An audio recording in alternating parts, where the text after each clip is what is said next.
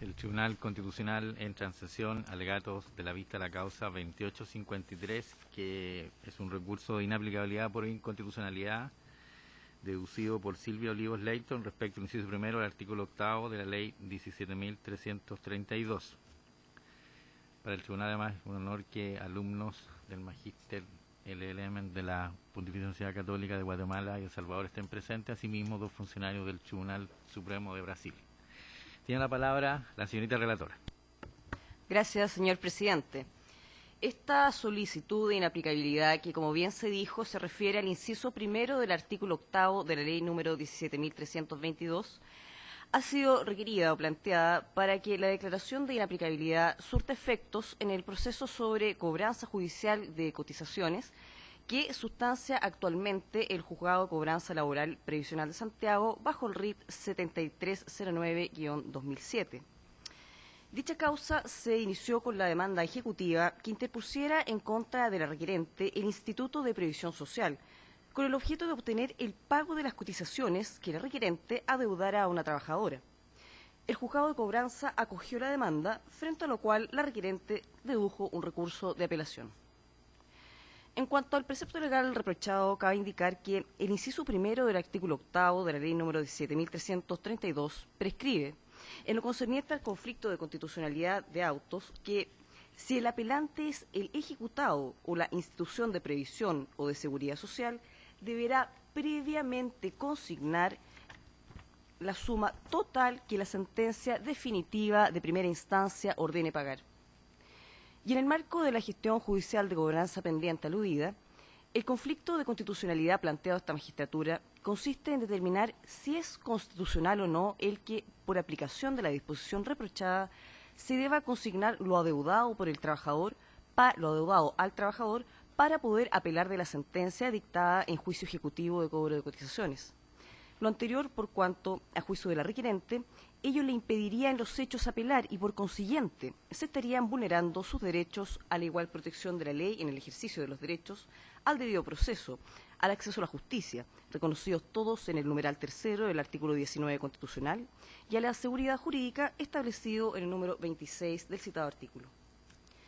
A efectos de fundar su acción, la actora se refiere a los hechos relacionados con la gestión judicial pendiente para luego referirse a las argumentaciones en derecho que sustentan las infracciones constitucionales que denuncia. En cuanto a los hechos, explica que el Instituto de Previsión Social interpuso demanda ejecutiva en su contra el día 28 de mayo del año 2007 para obtener, como se dijo, el pago de las cotizaciones que adeudara a doña Eliana Jerez, quien se desempeñó en su casa como trabajadora del hogar a partir del año 1978, fecha desde la cual le debería las imposiciones a esta. Precisa que el título ejecutivo es la sentencia condenatoria en su contra expedida por el Quinto Juzgado Laboral de Santiago el año 2005. Y en el desarrollo del citado proceso de cobranza, iniciado en 2007 y sin perjuicio de otras excepciones, específicamente en mayo del año 2010, la requerente dedujo o opuso excepción de cosa juzgada.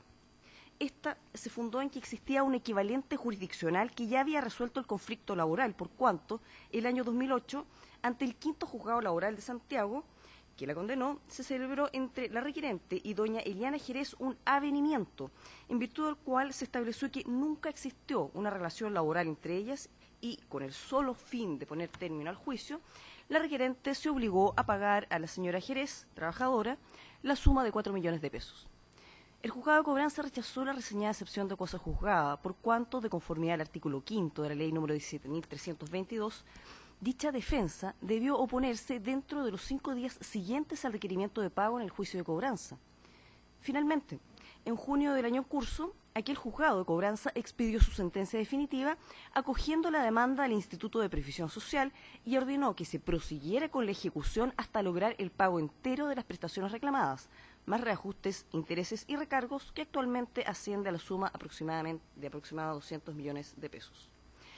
Ante tal pronunciamiento, la requerente interpuso un recurso de apelación por el cual pide que se deje sin efecto aquella sentencia, por cuanto debió acogerse la señalada excepción de cosa juzgada, toda vez que no resultaba aplicable para rechazarla el aludido plazo de 5 días dispuesto por el artículo 5 de la ley 17.322.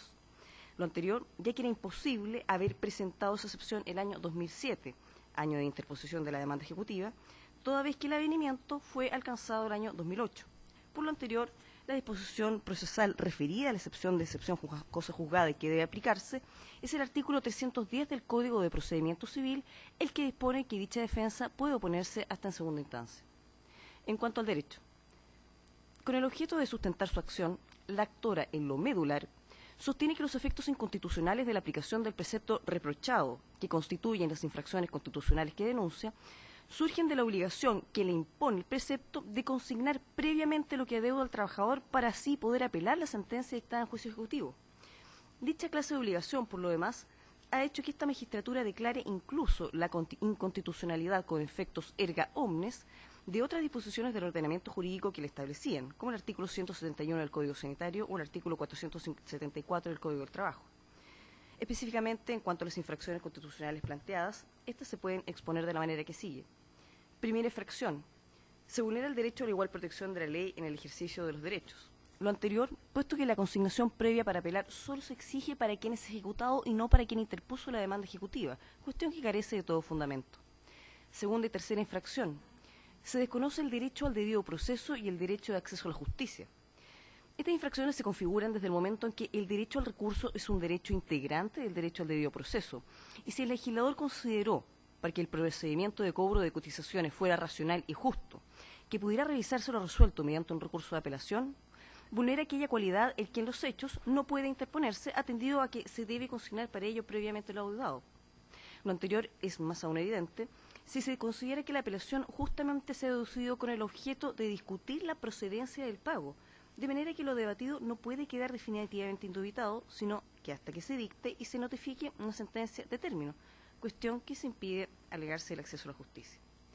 Cuarta infracción. Se vulnera el derecho a la seguridad jurídica, desde el momento que por todo lo argumentado se afecta el legítimo ejercicio de los derechos que se estiman vulnerados.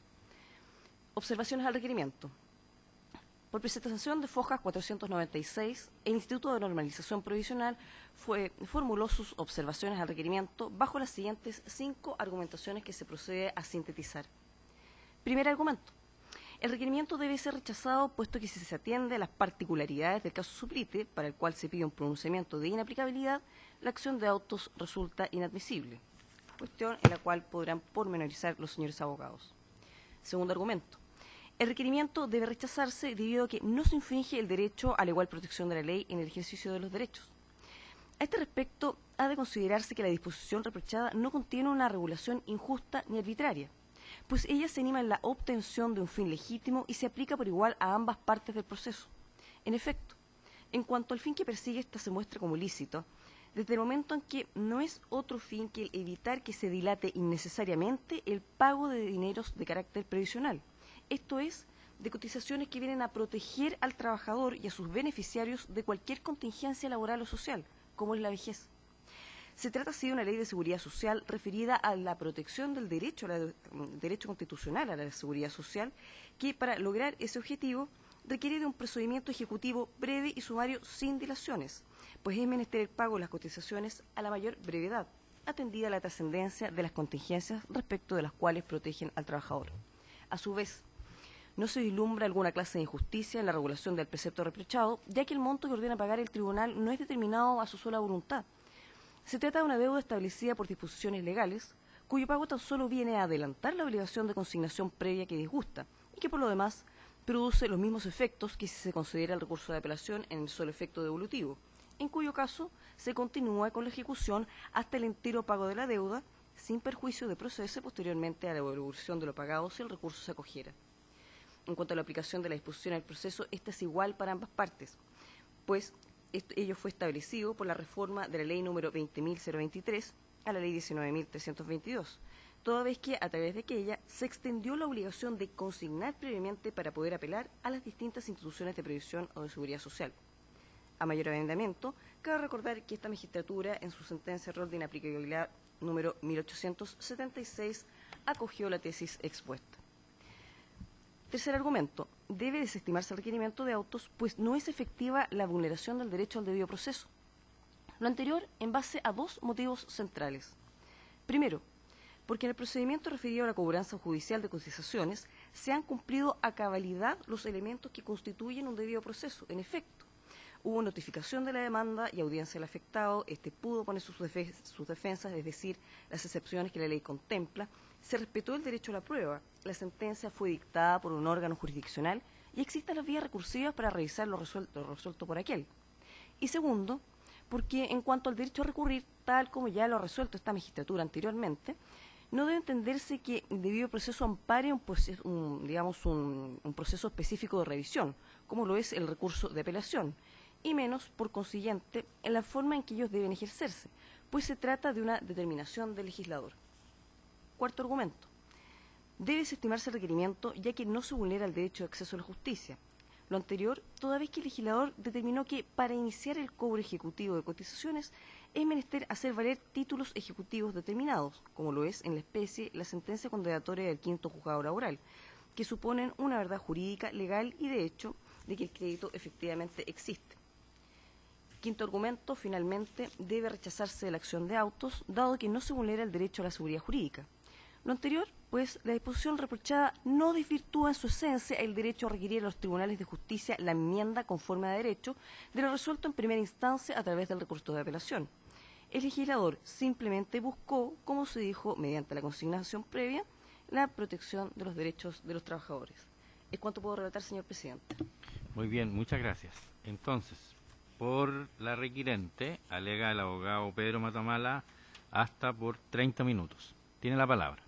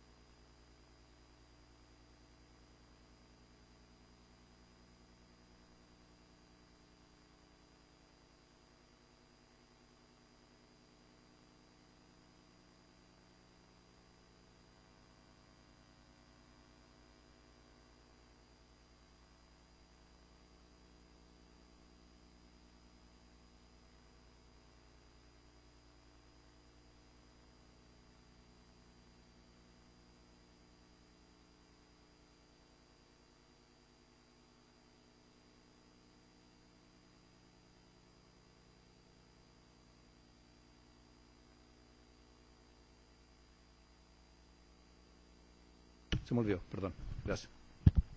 Dentro de lo que ocurrió en el juicio de cobranza, mi representada concurre con su defensa en ese minuto y presenta algunas excepciones, precisamente porque le notifican, y luego de que había empezado a correr este juicio, presenta la excepción de cosa juzgada fuera del plazo de los 5 días que establece la ley 7.322, que eso puede ser objeto, lo mencionamos en el recurso a la pasada, que también nosotros consideramos que hay una falta constitucional ahí, pero no es el objeto de discusión en este caso. Y finalmente el proceso se lleva adelante desde el año 2007 hasta ahora, que estamos en el 2015, donde nosotros, dentro de la toma del juicio, esperamos la sentencia que estaba pendiente y apelamos a la sentencia. Y la sentencia, finalmente, la liquidación, lo que condena es a un cobro que entiendo que eran 224 millones y algo, a mi cliente, que es una persona natural, que es una dueña de casa, que no tiene mayores ingresos y que efectivamente de buena fe había suscrito un avenimiento aprobado por un tribunal con competencia dentro de la República que había determinado efectivamente la inexistencia de la relación laboral en ese caso. ¿Qué es lo que nosotros alegamos en este caso? Que efectivamente la norma del artículo 8º de la ley 7.322 afecta los derechos que hemos señalado, básicamente no solo por la cuestión meramente constitucional, sino también por el control de convencionalidad que debería efectuar este tribunal y en relación a las sentencias que ha dictado la Corte Interamericana de Derechos Humanos, al texto específico de la Carta Americana de Derechos Humanos, que es el artículo 8 y el artículo 25 específicamente, el Pacto Internacional de Derechos Civiles y Políticos, la Declaración Universal de los Derechos Humanos, e incluso, si vamos un poquito más arriba, a la Convención de Viena, el artículo 31.1, que establece efectivamente la imposibilidad de establecer algunas limitaciones que afecten el objeto y fin de los derechos que pueden estar consagrados para en este caso, los litigantes. ¿Qué es lo que ocurrió en este caso? Que el derecho a apelación que tenía mi representada, una vez que presenta el recurso de apelación, se solicita la consignación, como señala efectivamente el artículo 8. 224 millones de pesos a una persona que no tiene trabajo y que está cuestionando el título, la existencia del título. Que eso es lo relevante acá. Acá no estamos discutiendo una forma de cálculo, no estamos discutiendo chaucha al final del día. Lo que estamos discutiendo es el origen del título. Lo que mi representada dice es que el título sobre el cual se la está condenando es un título que en ese minuto ha dejado de existir. Y ha dejado de existir en virtud del acuerdo al que llegaron las partes dentro de las facultades que tenían para, dentro de su derecho de propiedad, disponer de eso. Ese título que dejó de existir significa que mi representada hoy día es condenada por 224 millones y que va a poder apelar, discutir el origen del título. O sea, efectivamente, el que eso efectivamente exista, tiene que pagar 224 millones de pesos. Eso, si nosotros revisamos los propios derechos que están establecidos en la Constitución, los que ya se señaló la señora relatora, atenta contra toda la igualdad jurídica y todas las garantías del debido proceso y afecta el derecho en su esencia. No nos parece mayormente discutible eso. Si nosotros revisamos, en primer lugar, la igualdad ante la ley, cuestiones específicas de la igualdad ante la ley se refieren al derecho al recurso. El artículo 8 señala que el que pierde tiene que pagar, pero no dice que si a mí me demandan, por ejemplo, de manera injustificada, indebida, la institución de seguridad social va a tener que pagar la misma suma por la cual me demanda. Podría no tener que pagar cero y poder apelar. En consecuencia, efectivamente, esa posibilidad de apelación se establece sobre la base del sujeto y no sobre la base de una resolución determinada, que es el eterno argumento que se dan los contradictorios a esta posición y que se refiere a la apelación del solo efecto dilutivo. Dicen, es lo mismo la apelación del solo efecto dilutivo, es lo mismo, usted tiene que pagar. No es verdad. O sea, hay 4 diferencias sustanciales entre una y otra cuestión. La primera, que efectivamente, cuando uno apela, y hay un solo efecto dilutivo, uno no tiene que pagar nada. Eventualmente tiene que pagar. Existe una eventualidad de pagar en el futuro, en primer lugar. Segundo, dentro de la apelación al solo efecto dilutivo ante el Tribunal Superior de Justicia, ¿qué es lo que puede ocurrir? Que yo pido una orden de innovar. Si hay una discusión del título, efectivamente, del origen del título, la experiencia dice que las cortes efectivamente dan esa orden de innovar. En este caso no tengo esa posibilidad. No existe esa posibilidad. Tercero, hay una evidente desigualdad, lo que señalé al principio, respecto a cómo yo puedo acceder al recurso. Si yo gano, la institución puede apelar pagando cero. Si yo pierdo, tengo que pagar la liquidación completa. Ahí existe otra evidente desigualdad en el proceso. Existe finalmente una desigualdad en forma posterior. ¿Quién se queda con mi plata? ¿Se queda el tribunal con mi plata? No, se queda la institución con mi plata. Y ellos trabajan la plata, hacen lo que quieren con la plata y después me la pueden devolver. Y se demora más de 15 días y me tienen que pagar un interés del 3%. O sea, las desigualdades ahí son evidentes.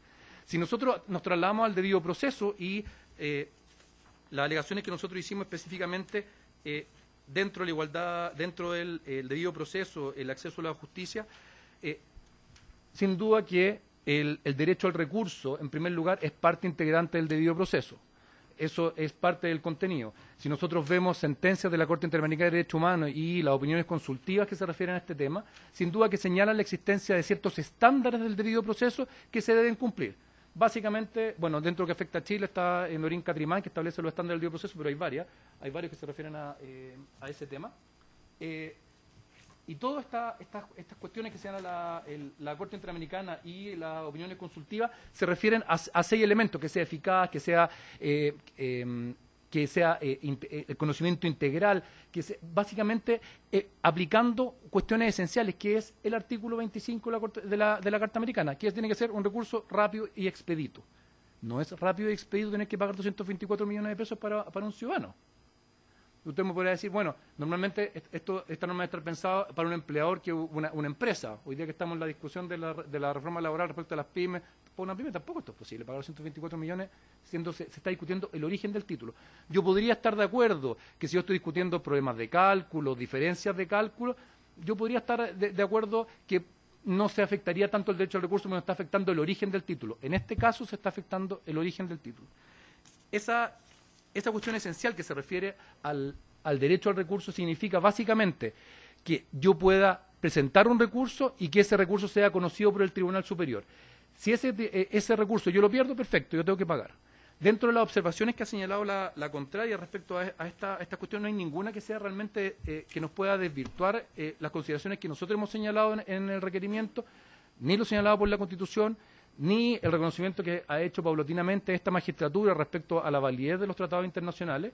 La Convención Americana es un tratado internacional, ni tampoco a la interpretación auténtica que ha hecho la Corte Interamericana de Derechos Humanos respecto al texto propio de la Carta Americana. La Corte Interamericana, a través de sus opiniones consultivas y a través de la sentencia, se ha pronunciado en este sentido, no solo en sus resoluciones, sino también en los obiter dicta, donde nos señala cuestiones esenciales respecto a cómo nosotros deberíamos entender el derecho al recurso y el debido proceso. Y aquí caemos justamente en el otro derecho. ¿Qué es lo que nos ha dicho la Corte Interamericana? ¿Qué es lo que nos ha señalado? Es que nada puede afectar el objeto y fin, nada puede desnaturalizar un derecho que está reconocido por las cartas fundamentales. Y en eso, ¿qué es lo que afecta? Afecta el derecho a la seguridad jurídica, a la medida que afecta la naturaleza propia de mi derecho a interponer un recurso. En este caso específico, eso es lo que ha ocurrido. Yo, al presentar un recurso de apelación, ¿qué es lo que me dicen? Certifique si usted consignó. ¿Qué tengo que consignar? Lo que dice la sentencia. ¿Qué dice la sentencia? Todo lo que lo demandaron, más todo esto posterior. Entonces, desde ese punto de vista no aparece ninguna reclamación realmente efectiva de la contraria. Voy a hacer cargo brevemente, señorías, de las observaciones de la contraria, sin perjuicio de lo que pueda señalar la contraria en forma posterior y las réplicas que pueda tener. En primer lugar, señoría, la contraria señala que mis alegaciones serían absolutamente extemporáneas, ya que nosotros, en el fondo, ya habríamos discutido este tema en forma anterior y estaría resuelto por esta instancia. No lo señala en forma expresa, pero lo podría haber dicho. Bueno, no dijo nada a propósito de la admisibilidad de este recurso. O sea, la extemporaneidad está a propósito justamente ahora de la observación al recurso y no anterior. Cuando fue la admisibilidad debió haber reclamado esa posibilidad, no lo hizo hoy día. Decían que no existe la gestión pendiente, pues se habría interpuesto el recurso sin consignar. Haberse interpuesto el recurso sin consignar, efectivamente desaparece la gestión. Justamente la gestión está pendiente porque lo que hizo el tribunal es ordenar la certificación y justamente apenas se interpuso ese recurso, nosotros nos vinimos a esta magistratura a discutir esta cuestión. Señala que la aplicación del precepto no resulta decisivo en la resolución del asunto. Resulta que es justamente decisivo. Nosotros, si no tenemos la posibilidad de recurrir al Tribunal Superior, en este caso por apelación, no tenemos ninguna posibilidad de discutir el origen del título. Ni una posibilidad. Y es justamente esta norma, el artículo 8 que nosotros estamos cuestionando, el que afecta decisivamente en la posibilidad de discutir esta cuestión. Luego señala que, respecto al fondo, que la 17.322 ya fue objeto de control preventivo de constitucionalidad y que realmente no significa nada para estos efectos, dado que nosotros sí tenemos la posibilidad de recurrir a esta magistratura para solicitar el control específico de algún precepto constitucional, tal como se ha hecho en forma reiterada. El establecimiento de una constitucionalidad anterior no significa que de forma posterior, por aplicación derechamente de la norma constitucional, los tratados internacionales vigentes que se encuentran ratificados por Chile, incluso después de la reforma del artículo 54 de la Constitución, significa básicamente que nosotros sí podemos venir a esta instancia a discutir. Luego señala cuestiones específicas respecto a la finalidad del precepto impugnado y habla de cuestiones de orden público. Esto es bien importante porque dentro de las alegaciones es que esto sería una norma de orden público, las constituciones previsionales serían de orden público, pero a la vez habla de derechos patrimoniales. Efectivamente, un derecho patrimonial de un trabajador, la posibilidad de que dentro de un juicio pueda disponer de los derechos que le establezca una sentencia. Eso está dentro de las libertades de cualquier ciudadano y de cualquier justiciable dentro de un proceso. Lo que no se puede admitir es que en excusa del orden público se afecte un derecho constitucional de manera de tal entidad que se torne absolutamente impracticable. O sea, y en este caso justamente eso es lo que ocurriría. Ah, esto es donde en público, así que da lo mismo que usted tenga derecho al recurso, da lo mismo lo que diga la Constitución, da lo mismo si vamos a la historia, las actas constitucionales, da lo mismo lo que diga la Carta Americana de Derechos Humanos, da lo mismo lo que diga la Corte. ¿Por qué? Porque esto es una cuestión de orden público. Y eso es una falacia argumentativa evidente, porque en el fondo nos están poniendo un espantapájaros para que nosotros digamos, tienen razón, me asusto porque aparece este argumento. Ese no es un argumento real, porque tiene una falacia argumentativa absolutamente que se ha utilizado constantemente y que ha sido absolutamente descartada por los tribunales internacionales en este tipo de cuestiones. Señala además que existen otros mecanismos y herramientas que entrega la ley para la obtención de igual fin, sin que se vulneren los derechos consagrados en la Constitución. O sea, evidentemente, si yo apelo y no puedo llegar al Tribunal Superior, no tengo cómo hacer absolutamente nada. No tengo cómo discutir la cuestión. O sea, una persona como mi cliente, que es una dueña de casa, que tuvo una nana, que podemos discutir la existencia o no del vínculo laboral, que es otro problema, ya acordó con la señora estuvo de acuerdo, recibió sus buenos millones a este respecto, y justamente venimos a esta instancia, ¿por qué? Porque el tribunal lo que dice es desconoce de título y nosotros queremos discutir efectivamente el origen, ¿no? La existencia del título, la validez del título. ¿Ah? Señala, bueno, que se asegura la devolución de los emolumentos pagados, que ya me refería a eso, que produce los mismos efectos y se concede la operación de solo efecto elutivo, que ya me referí a ese tema. Señala que no es injusto o arbitrario y que estima que la norma es razonablemente justificada, porque persigue un fin lícito, es idónea para alcanzarlo y proporcionar a los bienes jurídicos que se pretende cautelar, los cuales gozan de amparo constitucional. No señala por qué la norma sería proporcional. Si yo aplico, me voy al puro test de proporcionalidad, que es el que se usa habitualmente, que el que viene de la doctrina alemana, me encantaría saber por qué sería idóneo, por qué sería adecuado, por qué sería proporcional. No aparece una necesidad desde ese punto de vista. Proporcionalmente hablando, justamente al revés. O sea, yo debería proporcional a cualquier ciudadano dentro de la República, dentro de un Estado de Derecho como el que estamos nosotros, el que acceda libremente a los recursos. Bueno, después cita la sentencia del 1976 del 2010, que es bien curioso porque en el fondo justamente al citar esa sentencia nos da la razón, porque establece un control específico de constitucionalidad respecto a una situación específica hace 5 años atrás, que es justamente lo que nosotros venimos a discutir ahora. Su señoría, en los 14 minutos que me quedan, me gustaría dedicarme un poquitito a lo que ha sido la doctrina internacional y lo que se referió un poco a los derechos, muy brevemente, a fin de poder dar la palabra a mi contraparte. Para estos efectos, señoría, voy a pedir autorización para leer algunas citas textuales de alguna sentencia. La sentencia de este tribunal, que se refiere a la igual protección de los derechos, reconoce el derecho a acceso a los tribunales de justicia a quienes pretenden la declaración o constitución de un derecho, acerto en el que están contestes la doctrina y la jurisprudencia en armonía con la historia fidedigna de la disposición, referido a la igualdad de la justicia. En este caso no tenemos mucha discusión respecto a la diferencia de igualdad de la justicia, sí respecto al acceso a la justicia, ¿no?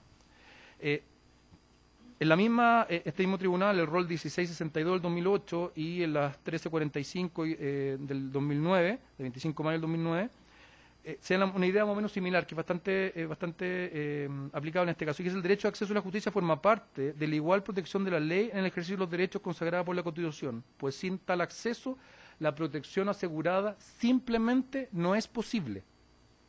Simplemente no es posible.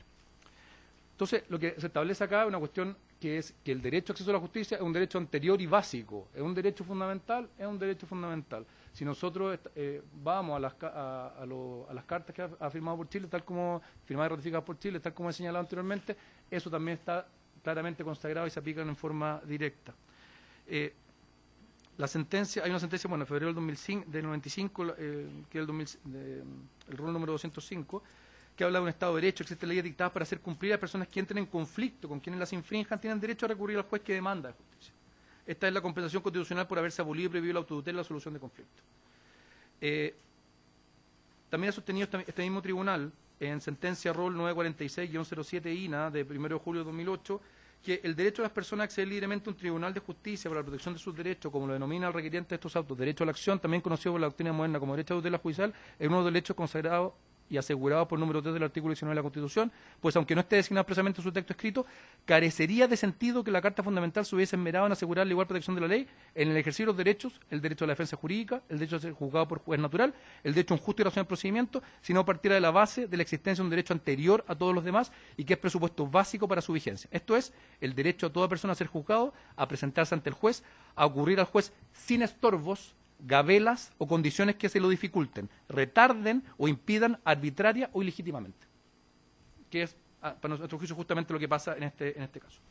Dentro del debido proceso propiamente tal, mencionamos la misma sentencia de este tribunal que se han referido al debido proceso y se refieren justamente a este concepto de que se llama la Constitución del derecho racional y justo procedimiento de investigación, y acá nos tenemos que subir un poquitito porque efectivamente cuando nosotros hablamos de esto muchas veces se entiende que sería solo el procedimiento penal y que solo se podría aplicar el procedimiento penal. Este principio se aplica a todos los procedimientos y así está establecido no solo por la jurisprudencia bastante constante de nuestros tribunales, sino también por los instrumentos internacionales que se refieren justamente a este tema. ¿Qué es lo que ha señalado los instrumentos internacionales? Que justamente este principio del debido proceso trasunta todas las áreas del derecho. No es solo una cuestión penal, donde se entiende que se tiene que aplicar muy estrictamente, sino que afecta a todo el universo de cuestiones que nos pueden tocar, ¿no? Asimismo, dentro de las sentencias, que hay un montón de sentencias que se refieren a los elementos del debido proceso, tengo 14 sentencias que se refieren de este mismo tribunal que se refieren al tema, reconoce la existencia de este derecho, la existencia del debido proceso como una cuestión esencial, la existencia del debido proceso como un derecho fundamental y justamente como uno de los pilares del Estado de Derecho para que todo justiciable pueda defenderse razonablemente dentro de cualquier tribunal. Dentro de lo que son las funciones del debido proceso, también sentencias de este tribunal, señala que el debido proceso se entiende aquel que cumple integralmente la función constitucional de resolver conflictos de intereses de relevancia jurídica con efecto de cosa juzgada, protegiendo y resguardando como su natural consecuencia la organización del Estado, las garantías constitucionales y la plena eficacia del derecho.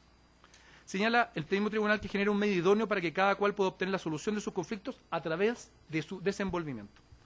También este tribunal reconoció el debido proceso y la tutela judicial efectiva y cuando salimos de nuestro ordenamiento jurídico nos vamos al reconocimiento internacional y aquí tenemos un sinnúmero de normas que nos pueden servir para esto. Tenemos el artículo 8 de la Declaración Universal de Derechos Humanos, tenemos el artículo 18 de la Declaración Americana de Derechos y Deberes del Hombre, tenemos el artículo 2.3a del Pacto Internacional de Derechos Civiles y Políticos que habla del recurso efectivo, también el artículo 4.1 de este mismo pacto que dispone que todas las personas son iguales ante los tribunales y cortes de justicia. En este caso soy absolutamente desigual, yo tengo que pagar 200 millones, la otra parte no tendría que pagar absolutamente nada. La Carta Americana de Derechos Humanos también lo reconoce en el artículo 8, como señala en el artículo 25, cuando habla del recurso sencillo y rápido, o cualquier otro recurso efectivo ante jueces o tribunales competentes. Si nos vamos dentro de los principios de interpretación de las normas constitucionales, las normas convencionales, nos vamos al derecho comparado, también encontramos el derecho comparado más o menos lo mismo. El Convenio Europeo para la Protección de los Derechos Humanos y las Libertades Fundamentales en el artículo 6.1 señala que toda persona tiene derecho a que su causa sea oída equitativa, públicamente y dentro de un plazo razonable. El artículo 13 de este mismo instrumento señala el derecho a un recurso efectivo y señala la concesión de un recurso efectivo ante una instancia nacional, incluso cuando la violación haya sido cometida por personas que actúan en el ejercicio de sus funciones oficiales. Y es justamente la discusión en este caso. Yo estoy discutiendo con el Estado. No estoy discutiendo con un particular, estoy discutiendo con el Estado. La Carta Americana de Derechos Humanos ha sido interpretada a través de la opinión consultiva OC 18/03 de 17 de septiembre del 2003 y señala que el debido proceso legal se refiere al conjunto de requisitos que deben observarse en las instancias procesales a efectos de que las personas estén en condiciones de defender adecuadamente sus derechos ante cualquier acto del Estado que pueda afectarlo. Es decir, cualquier actuación o omisión de los órganos estatales dentro de un proceso, sea administrativo, sancionatorio o jurisdiccional, debe respetar el debido proceso legal. Y señala que la Corte ha indicado que el elenco de garantías mínimas del debido proceso legal se aplica en la determinación de derechos y obligaciones de orden civil, laboral, fiscal o de cualquier otro carácter. Y esto revela entonces la naturaleza del debido proceso. El artículo 8, también lo que señalamos recién, y en relación al 462A, que establece la obligación y necesidad de agotar los recursos de manera interna para poder, en el fondo, dar una efectiva garantía al debido proceso.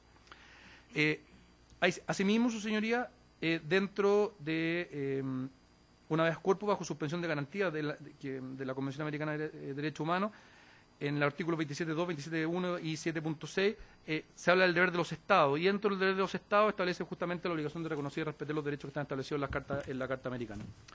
Luego, si lo vinculamos directamente al derecho al recurso, ¿el derecho al recurso forma parte integrante del elemento del debido proceso? La respuesta es sí. Es justamente uno de los que forma parte. En nuestro ordenamiento jurídico, el derecho a la jurisdicción se desprende del artículo 19.3, 76 de la Constitución, el artículo 5º, inciso 2 de la Constitución, y ahí nos subimos, porque el artículo 5º, inciso 2 nos sube el reconocimiento de los derechos hacia los instrumentos internacionales y nos quedamos directamente dentro de la Carta Americana de Derechos Humanos.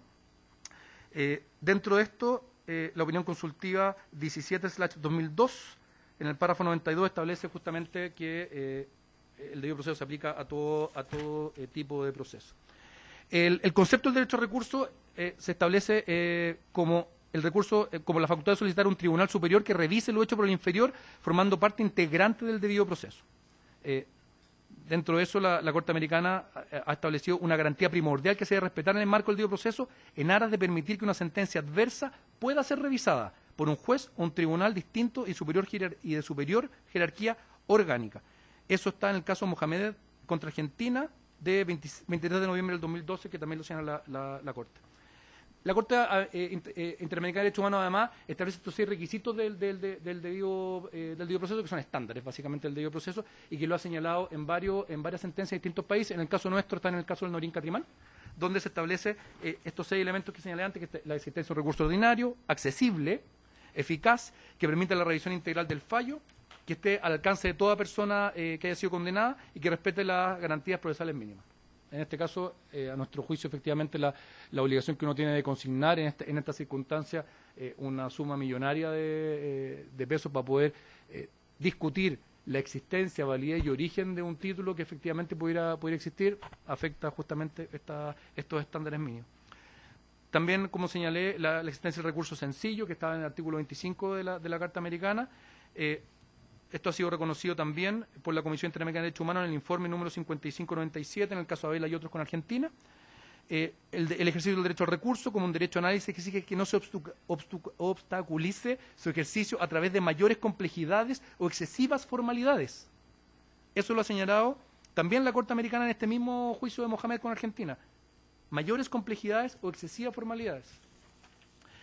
El deber de los Estados partes a respetar esto, que nosotros es un tratado que está ratificado por Chile que se encuentra vigente.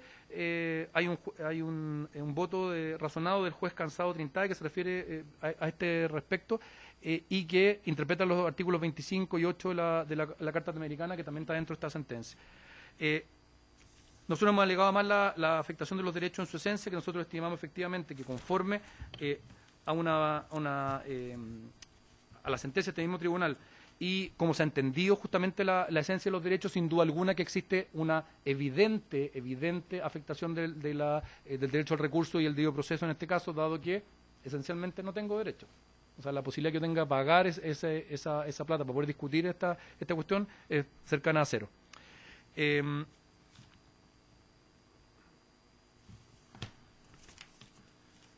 Su señoría, solo para terminar, una cuestión respecto a la limitación de los derechos que ha dicho este mismo tribunal. ¿Qué ha dicho este tribunal cuando ha dicho sí, se pueden limitar los derechos? ¿Qué es lo que me ha dicho? Me ha dicho que no puede establecerse exigencias que sean irrealizables.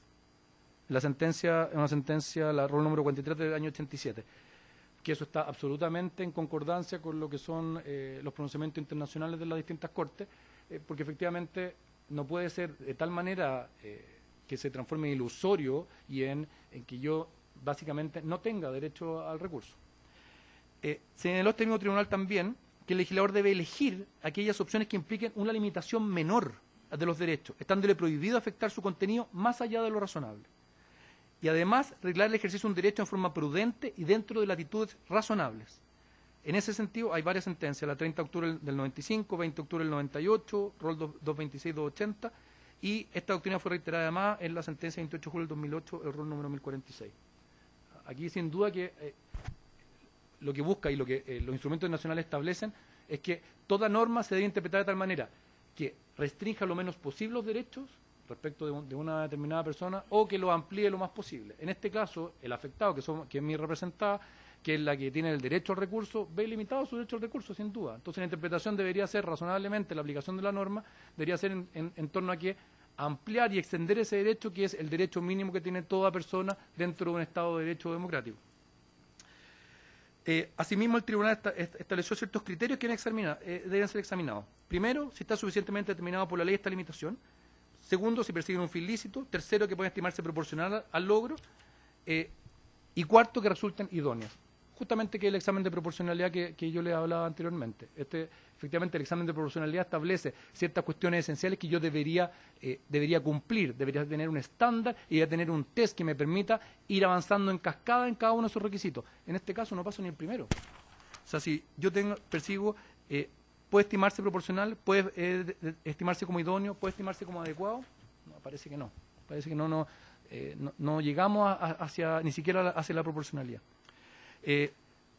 Finalmente, nosotros estimamos desde este punto de vista que el recurso que hemos deducido cumple no solo los requisitos, sino que además cumple los estándares constitucionales y los estándares convencionales, y solicitamos a este tribunal que efectivamente efectúe ese control de constitucionalidad y convencionalidad, estableciendo que la norma para este caso particular es inaplicable por inconstitucionalidad, ordenando que efectivamente se conozca derechamente, se conceda el recurso de apelación sin efectuar ningún tipo de consignación. Gracias. Gracias. Por el Instituto de Previsión Social, alega el abogado Rubén Gutiérrez Ayala, hasta por 20 minutos. Tiene la palabra.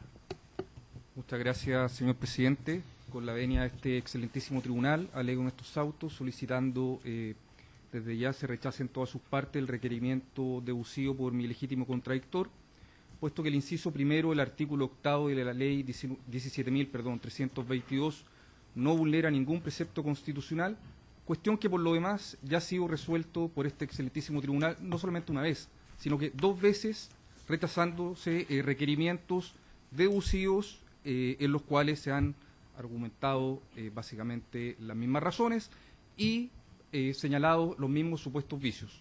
Fundamento lo anterior en los antecedentes que a continuación paso a exponer.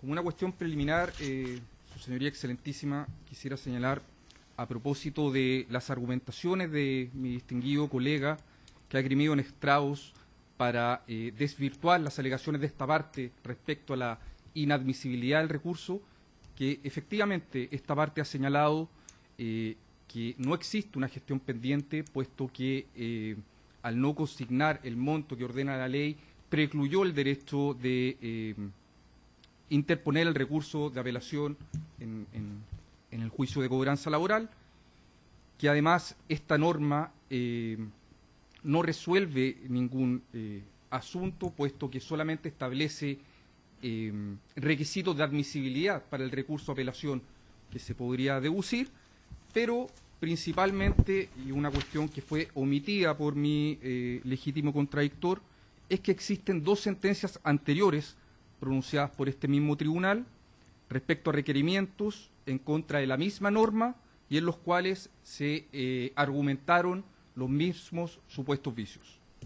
Dichos fallos fueron acompañados al momento de evacuar el traslado respecto a la admisibilidad de este requerimiento, los que fueron tenidos por acompañados en la resolución respectiva que tuvo por evacuado, digamos, el traslado respectivo. Ahora bien, en cuanto al fondo, quisiera señalar en primer término que efectivamente la ley 17.322 fue objeto de un control previo de constitucionalidad.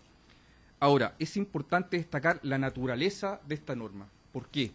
La ley 17.322 es una ley de seguridad social. Es una ley que regula materias que son de orden público. Es más, que este mismo excelentísimo tribunal ha señalado que son normas, que son principios que pertenecen al orden público económico nacional.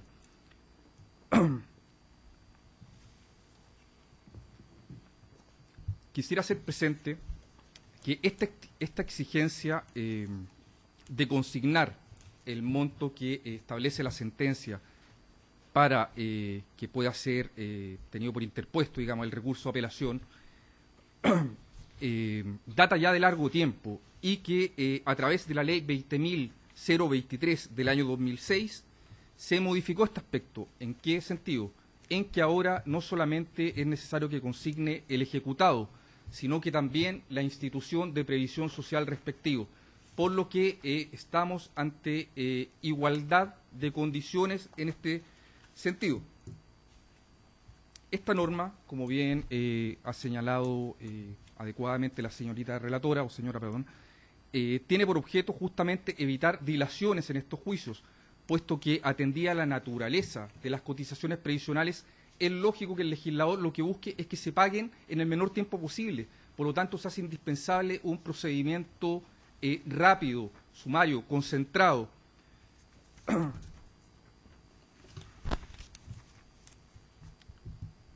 Hay que tener presente que el derecho al pago de las cotizaciones es un derecho personalísimo, es un derecho indisponible para las partes, que este propio excelentísimo tribunal, por medio de distintos fallos, entre ellos el ya citado, el 1876 del año 2010 y el 2453 del año 2012, ha señalado que es un derecho inalienable al individuo. Ahora bien, esta propia norma asegura el reintegro de lo pagado en caso que el apelante obtenga sentencia a su favor. Se establece un plazo fatal para reintegrar esta cifra de solo 15 días y en caso que el apelado no cumpla con esta obligación, deberá pagar incluso intereses ascendentes a un 3% mensual. Quisiera señalar que esta exigencia establecida en esta norma no es arbitraria. Acá no se está estableciendo un monto que quedó al arbitrio del tribunal, no. Se está buscando que se pague, que se cumpla adelantadamente una sentencia que estaba constituida por un título ejecutivo, por un título indubitado. En cuanto a que esta norma infrinja el acceso a la justicia, quisiera señalar que es un punto que ya ha sido desarrollado por este excelentísimo tribunal. En efecto, por medio de sentencia de fecha 9 de agosto del año 2011, a propósito del requerimiento ya señalado, el 1876 del año 2010, en que este tribunal rechazó el requerimiento respectivo, en relación a que supuestamente se impide el acceso a la justicia, proveyó lo siguiente. Con su venia, señor presidente, me gustaría citar. Considerando 27º, que en este contexto es preciso recordar la historia de la ley 20.023 que incorporó la disposición que ahora se requiere declarar inaplicable por inconstitucional. En la tramitación del proyecto surgió la duda de uno de los senadores sobre el problema que podría generar la consignación previa en la apelación, quedando claro en la respuesta que la consignación de la suma total que la sentencia recurrida ordene pagar no vulnera el acceso a la justicia, ya que la apelación se dirige contra una sentencia que se basó en un título ejecutivo, jurídicamente indubitado, en que consta una deuda líquida y actualmente exigible. En ese mismo sentido, el senador de la época, señor Ruiz de Gregorio, enfatizó que estamos ante un caso en que ya se dictó una sentencia de primera instancia, la que con todos los antecedentes a la vista estableció la existencia de la deuda. Entonces, ¿qué duda puede haber que la apelación solo será un elemento dilatorio y sin fundamento, y por eso debe exigirse la consignación de la suma total? Ahora bien, en cuanto a la supuesta vulneración del debido proceso, quisiera señalar que ello no es efectivo. En efecto, la contraparte ha podido desplegar toda su defensa en el juicio de cobranza respectivo. Fue notificado, opuso las excepciones de rigor que ya han sido señaladas, estas se recibieron a prueba y finalmente, de acuerdo a la sana crítica, el tribunal las ha rechazado.